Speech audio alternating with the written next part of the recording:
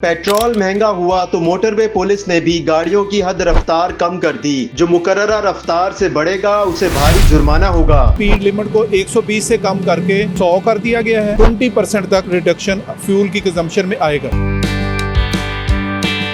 हुकूमत पाकिस्तान की जानिब से मोटरवेज और कौमी शराब पर गाड़ियों की हद रफ्तार कम कर दी गई है और ये फैसला इसलिए किया गया है ताकि पेट्रोल की बचत हो सके। इससे कितनी पेट्रोल की बचत हो सकेगी और पहले कितनी हद रफ्तार मुकर्रर की गई थी और अब कितनी की गई है, इस पर बात करने के लिए हमारे साथ मौजूद हैं SP Atif Shahzad motorways police. इनसे जानते हैं। आतिफ साहब, ये बताइएगा कि मोटरवेज और कौमी शराब पर अब कितनी स्पीड मुकर्रर की गई है, कौन सी गाड़ी कितनी स्पीड में चलाई जा सकेगी?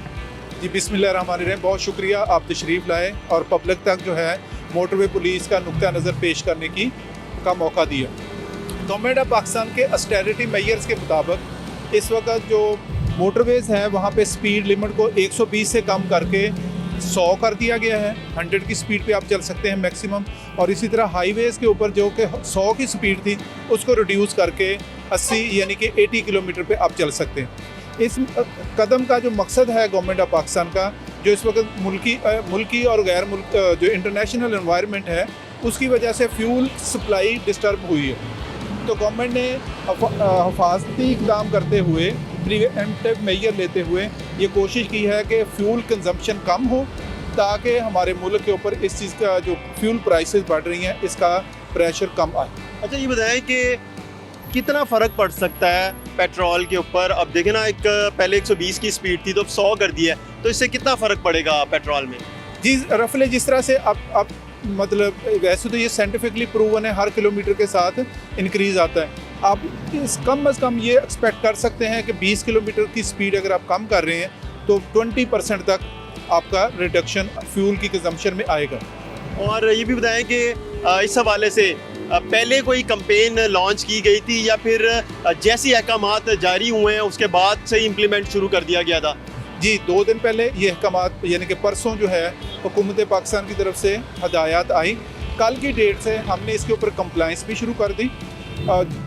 जितने भी पूरे पाकिस्तान में मोटरवेज़ और हाईवेज़ के ऊपर साइन बोर्ड्स हैं, NHA की हेल्प से हम जो है इनको कल रात भी हम लगे रहे हैं, मैक्सिमम ये जगह पे चेंज हो चुके हैं। इसके अलावा जितने भी टोल प्लाजाज हैं वहाँ पे भी पेनाफ्लेक्सेस, बैनर्स और इम्पॉर्टेंट जितनी भी प्लेसेस हैं मोटरवेज़ के ऊपर मैं बात करूँ तो जो आपका है रेस्ट एरियाज़ और जितने भी प्रोमिनेंट प्लेसेस हैं वहाँ पे ये पब्लिक अवेयरनेस मैसेजेस लगा दिए गए हैं। साइन बोर्ड्स मैक्सिमम चेंज कर दिए गए हैं जिसके ऊपर देखा जा सकता है कि स्पीड लिमिट जो है वो 100 मोटरवेज़ के ऊपर और हाईवेज़ के ऊपर 80 कर दी गई है। और इसी सिलसिले में कल रात से और आज भी मैक्सिमम जो है हमारी इन्फोर्समेंट यानी कि हम चलानिंग इसी नुक्ता नज़र से कर रहे हैं, लोगों को ब्रीफ भी कर रहे हैं, समझा भी रहे हैं और इन्फोर्समेंट। अच्छा, चलान शुरू कर दिए? जी जी बिल्कुल। जो अब 100 की स्पीड पे नहीं होगा या फिर जो 90 की स्पीड पे नहीं होगा तो उसका चलान कर दिया जाएगा? जी ऑफ कोर्स। इस सिलसिले में मैं पब्लिक से रिक्वेस्ट करूंगा कि गवर्नमेंट ऑफ पाकिस्तान ने ये जो कदम उठाया है ये आपकी बेहतरी के लिए और मुल्क की बेहतरी के लिए ये है टेम्परेरी। ऐड कीजिएगा कि जिस तरह आप लोगों ने चलान शुरू कर दिए हैं तो बहुत से लोग होंगे जिनको अंदाज़ा ही नहीं होगा, पता ही नहीं होगा, जिन्होंने टीवी नहीं देखा होगा, जिन्होंने सोशल मीडिया पे इस चीज़ को नहीं सुना होगा, देखा होगा, फिर जब वो मोटरवे पर या कौमी शराब पर सफ़र कर रहे होंगे, इस दौरान उनका अगर चलान किया जाता है तो वो तो नाराज़ हुए होंगे। जी देखें, पब्लिक को जैसे जो बंदा रोड पे तशरीफ़ लाता है तो यकीनन वो टोल प्लाजा को क्रॉस करता है तो वहाँ पे बड़े बेहतरीन पेनाफ्लेक्सेस हम लगाए हों। इसी तरह से हमारे वहाँ पे पेट्रोलिंग ऑफिसर जो हैं ब्रीफिंग के लिए भी मौजूद है। ताहम ये शुरू के दिनों में हम बहुत ज़्यादा सख्ती नहीं करते, वो ज़रूर सिचुएशन को देख लेते हैं। एक शख्स अगर बिल्कुल ही अनअवेयर हो तो हम उसको गाइड करके समझा के रवाना भी कर सकते हैं। जुर्माना करना मकसद तो नहीं है, मकसद तो है लोगों को इस चीज़ की तरफ कन्विंस करना, रिक्वेस्ट करना कि इस वक्त ये इंटरनेशनल जो एनवायरनमेंट है ये टेम्परेरी स्पाइक आई है, प्राइसेस में भी, सप्लाई में भी शॉर्टेज आई है, तो बराए मेहरबानी इस तरफ आप फ्यूल कंजम्पशन की तरफ जाएं ताकि मुल्क कौम का भी फ़ायदा हो और आपका भी फ़ायदा। तो हुकूमत पाकिस्तान की जानिब से मोटरवेज पुलिस को भी कोई अहकाम जारी हुए हैं पेट्रोल के हवाले से कि कितना इस्तेमाल करना है, कैसे आपने गाड़ियाँ यूज़ करनी है, कोई कमी पेशी लाई गई है? जी जी बिल्कुल, बहुत ज़्यादा। जिस तरह से गवर्नमेंट ऑस्टेरिटी मेजर्स में गवर्नमेंट ने हदायत दी हैं कि फ्यूल जो कंजम्पशन है 50% हमने रिड्यूस कर दी स्टेट अवे।